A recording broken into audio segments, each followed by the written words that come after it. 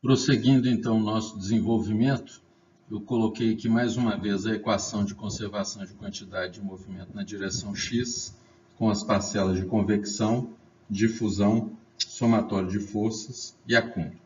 Essa forma da equação diferencial representando este princípio de conservação é conhecida na literatura de fenômenos de transporte como forma conservativa da equação de conservação de quantidade de movimento.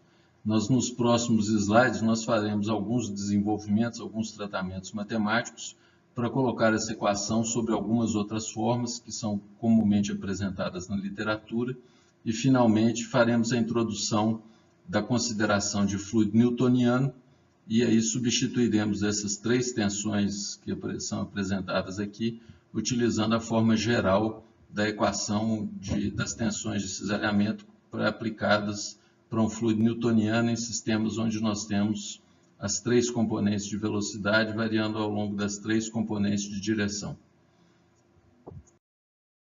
Um dos tratamentos matemáticos que podemos fazer consiste no desmembramento dos termos de convecção e de acúmulo. Vocês notem que nesses termos nós temos sempre produtos das derivadas das componentes de velocidade, da densidade. Então, como temos produto de derivadas, nós podemos desmembrar essas derivadas usando conceitos de cálculo. Então, aqui eu fiz o desmembramento. Observem que aqui só estão apresentados os termos relativos à convecção. Então, cada parcela dessa de convecção que apareceu na equação anterior pode ser desmembrada nessas três parcelas aqui.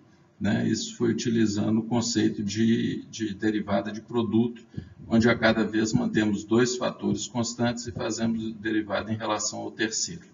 Então, cada termo desse vai ser desmembrado em um somatório ou uma soma de três derivadas. E podemos fazer um tratamento semelhante para o termo de acúmulo, que é apresentado aqui. Aqui é um produto de ρ vezes Vx, a gente pode desmembrar essa derivada nessas duas parcelas. Então, o tratamento que virá nos slides a seguir se refere só à parcela de convecção e à parcela de acúmulo. Após o desmembramento, então, que fizemos no slide anterior, nós teremos como resultado 11 parcelas, 9 relativas ao desmembramento dos termos de convecção e 2 relativas ao desmembramento dos termos de acúmulo. Esses 11 termos aparecem aqui nesse slide, agrupados de uma forma diferente. Eu mantive a convenção de, em vermelho, indicar os termos de acúmulo e em preto os termos de convecção. O interesse em utilizar essa notação é que nós constatamos que esse termo que está aqui, ou esse somatório de termos que está aqui dentro desse colchete, é exatamente o termo ou a equação que obtivemos para a conservação global de massa. Então, se combinarmos essa expressão com a equação de continuidade, nós podemos dizer que todo esse somatório que está aqui dentro desse colchete, esse somatório dessas parcelas, de 7 parcelas, equivale à equação da continuidade, e nós já sabemos que esse somatório de termos é igual a zero. Então, isso vai permitir, isso aqui eu coloquei a lembrança aqui da equação da continuidade, vocês veem que é absolutamente semelhante a essa que está aqui dentro desse retângulo azul, e isso nos permite concluir que esse somatório de parcelas é igual a zero. Isso gera uma nova forma de representar a equação de conservação de quantidade de movimento, que é chamada na literatura de forma não conservativa. Neste caso, essa forma é obtida agrupando o termo de balanço de quantidade de movimento com a informação que vem do princípio de conservação global de massa.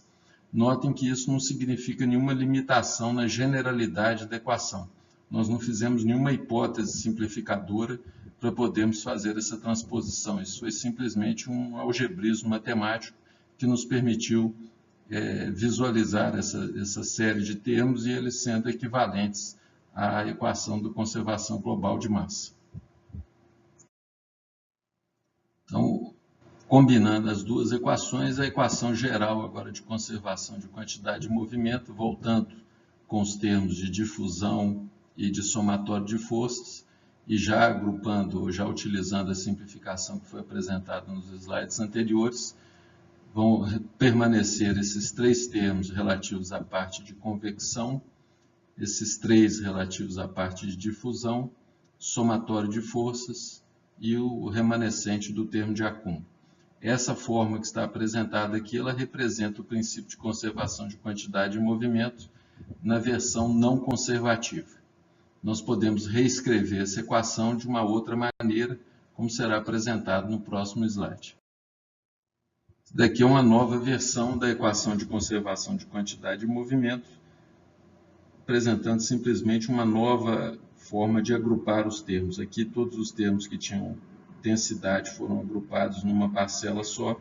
Então nós temos o termo de acúmulo, os três termos associados à convecção, os termos associados à difusão e o somatório de forças.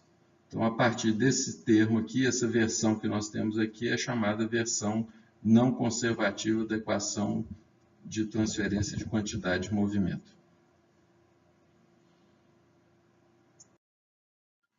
Lembrando de slides anteriores, eu comentei com vocês que esses balanços todos que nós estamos desenvolvendo, eles empregam uma referência euleriana. Nesse slide aqui eu procuro fazer um paralelo entre os desenvolvimentos euleriano e lagrangiano e mostrando que eles são absolutamente equivalentes. Se vocês lembrarem, todas essas equações de conservação de quantidade e movimento, elas são desenvolvidas a partir da segunda lei do movimento de Newton. Durante os cursos de física, a gente utiliza comumente para estudo da cinemática uma abordagem lagrangiana, que é aquela em que nós acompanhamos o elemento de volume seguindo o movimento dele. Na referência euleriana, esse elemento de volume é fixo no espaço. Então, nós vamos ver aqui, através desse desenvolvimento, uma relação entre essas duas abordagens. Então, aqui eu peguei uma grandeza C qualquer e representei o que se chama de derivada total do tempo, também conhecida na literatura como derivada seguindo o movimento. Essa derivada total com o tempo, ela contempla as variações dessa grandeza C com o tempo e as que seriam sentidas, imaginando que nós sentemos sobre um elemento de volume que está seguindo o movimento do fluido. Então, se essa grandeza C aqui, por exemplo, fosse concentração de oxigênio na água, e nós fôssemos monitorando essa concentração, mas acompanhando o movimento do fluido, o que enxergaríamos monitorando essa concentração seria o somatório, o resultante dessas 4 contribuições. Aqui relativa à variação da concentração numa dada posição com o tempo, e é que nós constataríamos pelo fato do nosso elemento de volume estar deslocando ao longo do tempo, apresentando componentes de velocidade Vx, Vy e Vz. Observa que isso aqui seria o resultado dessa concentração visto por num referencial lagrangiano. Então, se vocês olharem a equação anterior, nós vamos enxergar que dentro do parênteses que tinha o ρ, exatamente a derivada seguindo o movimento da velocidade x. Então, nós podemos reescrever esse conjunto de parcelas como sendo ρ, derivada total de Vx em relação ao tempo. Nós já sabemos da física que massa está associada a densidade vezes variação de velocidade com o tempo é aceleração. Então, nós poderíamos pensar que isso aqui vai ser o termo de aceleração expresso por unidade de massa do nosso elemento de volume, por unidade de volume do nosso elemento de volume. E então, massa vezes aceleração igual somatório de forças. Aqui as forças devido às tensões de cisalhamento, força associada ao gradiente de pressão e a força-peso. Então, nós podemos dizer que essa versão aqui, ela permite a associação entre os dois referenciais, o referencial lagrangiano e o referencial euleriano. Até o momento, as equações que nós desenvolvemos, elas são equações gerais, nós não especificamos o comportamento do fluido. Isso vai ser feito agora, nós vamos introduzir aqui as relações das tensões de cisalhamento e tensões normais ou dos fluxos de quantidade de movimento, expressando-os através da lei de Newton da viscosidade, agora numa forma mais geral. Essas leis de Newton da viscosidade, nessa forma mais geral, elas foram desenvolvidas em trabalhos independentes de Claude Navier, na França, e Gabriel Stokes, na Inglaterra. Um forneceu seus resultados em 1824, o outro em 1845, mas foram trabalhos independentes Então, essa generalização, vocês observem que o Newton propôs a equação dele, ou propôs aquela relação do comportamento newtoniano por volta de 1687, foi consumido aproximadamente 150 anos para que os matemáticos pudessem generalizar aquelas equações para as tensões ou para os fluxos de quantidade de movimento. E o conjunto de equações que foi obtido é apresentado aqui nesse slide. Então, nós temos as expressões para as 9 tensões que estão presentes. Aqui as 3 tensões normais e aqui as 6 tensões de cisalhamento. Essas expressões elas são específicas para o fluido newtoniano. Se tivermos que utilizar ou tivermos que analisar movimento, por exemplo, de um polímero, nós teremos que usar outras equações referentes a esse comportamento deste polímero. Essas equações elas também são conhecidas como equações constitutivas do fluido. E como já foi mencionado anteriormente, uma área do conhecimento que se dedica a derivar essas equações é a área da reologia. Então, a partir de agora, nós vamos assumir ou focar a nossa atenção nos fluidos newtonianos, uma vez que na metalurgia nós lidamos basicamente com esse tipo de fluido. Então, o que será feito é, em cada uma daquelas parcelas da equação anterior, onde tínhamos tal, nós vamos substituir pelas definições da lei de Newton da viscosidade e obter a equação geral de conservação voltada ou específica para fluido newtoniano. Fazendo isso, eu utilizei a forma não conservativa da equação de conservação de quantidade de movimento. Então, temos o termo de acúmulo, os termos de convecção e aqui aqueles termos referentes aos tal, tensões normais, tensões de cisalhamento ou fluxos de quantidade de movimento. Eu utilizei as equações válidas para fluidos newtonianos. Então, essa equação aqui ela é uma equação geral, mas válida especificamente para fluido newtoniano.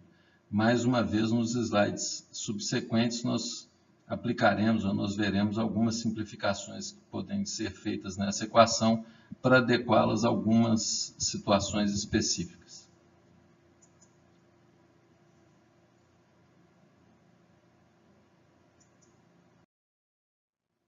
Se concentrarmos a nossa atenção, então, num fluido newtoniano com densidade e viscosidade constantes, a nossa equação da continuidade pode ser expressa dessa forma que está apresentada aqui, e a equação de conservação de quantidade de movimento é a que estava presente no slide anterior. Vocês observem que aqui nessa equação, esse somatório dessas derivadas aqui, ela aparece dentro dessa tensão de cisalhamento. Então, agrupando essa equação da continuidade com a de conservação de quantidade de movimento para um fluido newtoniano com densidade e viscosidade constantes, nós podemos obter uma versão simplificada dessa equação para esse caso específico, que é uma situação relativamente comum, especialmente quando estamos lidando com líquidos isotérmicos. Nós já sabemos que líquidos isotérmicos, a densidade deles vai ser constante e a viscosidade de líquido ela depende apenas da temperatura. Se a temperatura for uniforme, a sua viscosidade também será constante e uniforme. Então, essa é uma situação comum de tratamento de sistemas de escoamento de fluidos, onde temos fluidos isotérmicos, onde podemos assumir que ρ e μ sejam constantes, e aí teremos uma versão dessa equação simplificada para essas condições. Introduzindo a simplificação de fluido newtoniano com ρ e μ constantes, nós obtemos a versão final da equação de conservação, lembrando que essa equação é para a direção x, termo de acúmulos, 3 termos de convecção, difusão, somatório de forças. Essa equação agora ela é mais restrita a validade dela, porque ela está limitada a fluido newtoniano em situações onde ρ e μ constante. Quando essas duas condições ou essas 3 condições forem satisfeitas, nós já podemos partir imediatamente para a análise do problema, utilizando essa equação de conservação e as equações análogas para as outras duas direções ortogonais y e z. Esse slide aqui, então, apresenta um compacto das equações que nós desenvolvemos até agora. Então, temos a equação da continuidade e as 3 equações de conservação de quantidade de movimento. Esse conjunto de equações que está apresentadas aqui, para as de quantidade de movimento, se refere a um fluido newtoniano com densidade e viscosidade constantes. essas equações elas são normalmente chamadas de equações de Navier e Stokes, em homenagem aos dois matemáticos e físicos que desenvolveram essas equações em meados do século XIX. Vocês veem que em todas elas, essas equações são absolutamente análogas. Nós temos os termos de acúmulo, os três termos de convecção, os de difusão e de somatório de forças. Para encerrar essa apresentação ou esse vídeo, eu coloquei um exemplo de um trabalho que foi publicado recentemente, em 2016, no periódico chamado Metallurgical Transactions. Esse trabalho ele fez um modelamento multifásico de uma panela de aciaria com injeção de gás pelo fundo, e o que foi estudado aqui foi o comportamento da reação de dessulfuração, considerando as interações entre a escória e o aço líquido. Vocês vão observar que nos slides seguintes que eu extraí do trabalho, aparecem as equações de conservação que nós derivamos aqui. É claro que nesse caso aqui, ele utilizou equações na versão turbulenta e empregou um dos modelos de turbulência que nós veremos no próximo capítulo. Então, tem aqui a lista de considerações que os autores utilizaram, né? A destacar aqui que eles assumiram que o aço e a escória têm comportamento isotérmico, a temperatura deles está fixa em 1873 Kelvin. Assumiram que o aço, a escória e o argônio que é injetado para fazer agitação se comportam como fluidos newtonianos. Então, utilizando essas considerações, eles empregaram as equações de conservação de quantidade de movimento e global de massa para modelar o escoamento e, posteriormente, fazer um estudo da interação entre metal e escória para simular o processo de dessulfuração. Então, aqui tem as equações. A equação de conservação de massa, a equação da continuidade, aqui ele utilizou uma notação vetorial mais compacta, e aqui a equação de conservação da quantidade de movimento na versão conservativa dela.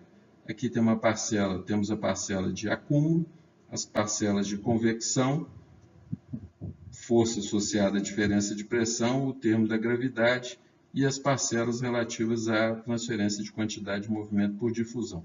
Aqui ele acrescentou um modelo de turbulência para poder tratar o problema e incorporar os efeitos da turbulência no escoamento. Mas vocês veem que esse conjunto de equações é absolutamente semelhante ao que nós desenvolvemos.